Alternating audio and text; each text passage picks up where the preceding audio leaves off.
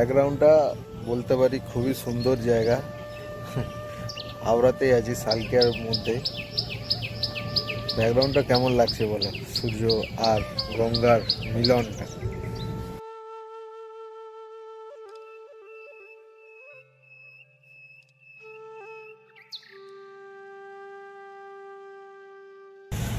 Howrah bridge তো সবাইকার খুবই ভালো লাগে। অনেক দূর থেকেও মানুষ যখন আসে কলকাতায়, তখন ঠিক হাওড়া ব্রিজ ঘুরেও নেয় একটু করে। আর এই সাইডে রয়েছে ভোলে বাবার সব থেকে বড় মূর্তি। চেষ্টা করছি ওইখানেও যাব। এইখানে আমি গাড়ি নিয়ে এসেছি, মাল খালি হবে, আমাদের সলভ থেকে নিয়ে লোড হয়েছে, তো খালি হতে একটু টাইম আছে, অনেকটাই টাইম লাগবে। তো 90-র জন্য সকাল সকাল চলে এসেছি। আর ওয়েদারটা খুবই সুন্দর, খুবই ভালো লাগছে। ওই যে আমার গাড়ি দাঁড়িয়ে আছে, লোড গাড়ি। আমরা ঠিক এখনো আছি এই দিকটা।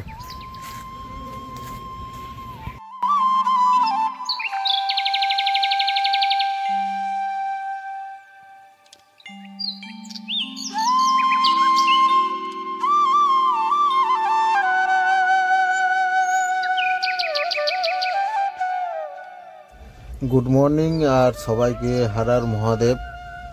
তো এখন শ্রাবণ মাস চলছে। আমি এসেছি সালকিয়া নতুন মন্দির, ভোলে বাবার মন্দির, যেখানে সব থেকে বড় ভোলে বাবার মূর্তি আছে গঙ্গার সাইডে। তো এটা নতুন মন্দির নামে পরিচিত। তো দেখতে পাচ্ছ ভোলে বাবার মূর্তি।